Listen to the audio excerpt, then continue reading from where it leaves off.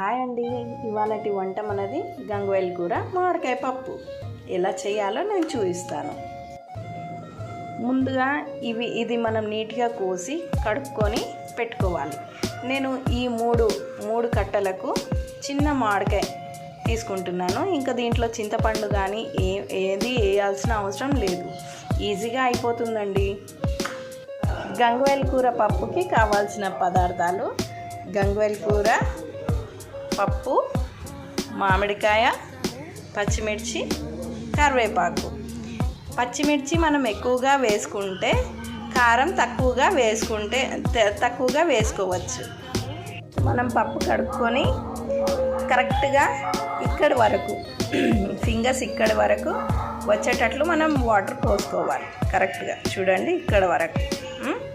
దీంట్లో ఇప్పుడు మనము ఏమేమి వేసుకోవాలో చూద్దాం.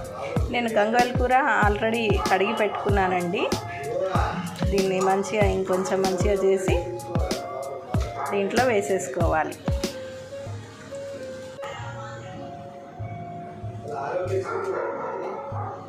ఆ తర్వాత నేను కరివేపాకు కరివేపాకు కాడలతో సహా వేసుకుంటే మనకి ఇంకా టేస్ట్ బాగా వస్తుంది. ఇప్పుడు దీంట్లో మామిడికాయ కట్ చేసుకొని వేసుకోవాలి. మామిడికాయ ముక్కలు కూడా దీంట్లో వేసేసుకోవాలి.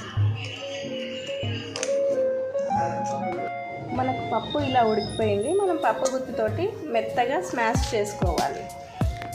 ఇలా రుబ్బుకున్నాక ఇది ఇప్పుడు గట్టిగా ఉంది కదా, మనకి ఎంత కావాలో, ఎంత పల్చగా కావాలో దాన్ని చూసుకొని వాటర్ పోసుకోవాలి. వాటర్ పోసుకున్నాక ఒకసారి కలుపుకోవాలి. నాకు ఈ మాత్రం చాలు, ఈ మాత్రం క్వాంటిటీలో చాలు. ఇప్పుడు ఉప్పు, కొంచెం కారం వేసుకుందాం.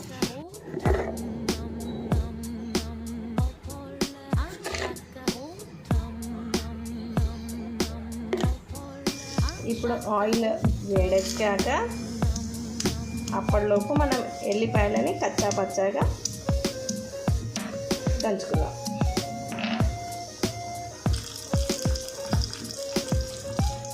ఆ ఎల్లిపాయలు కొంచెం బ్రౌనిష్ వచ్చేంత వరకు చూద్దాము.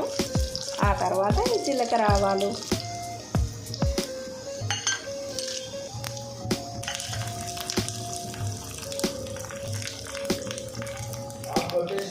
ఇప్పుడు ఇది వేయించుకున్న తాలింపు దీంట్లో వేసేసి మళ్ళీ ఒక్కసారి స్టవ్ పొయ్యి మీద పెట్టేసి కొంచెం పప్పు ఇట్లా పొంగు వచ్చే వరకు పెట్టి, ఇట్లా పొంగు రావడానికి రెడీగా ఉంది.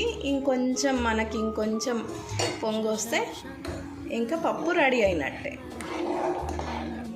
ఇలా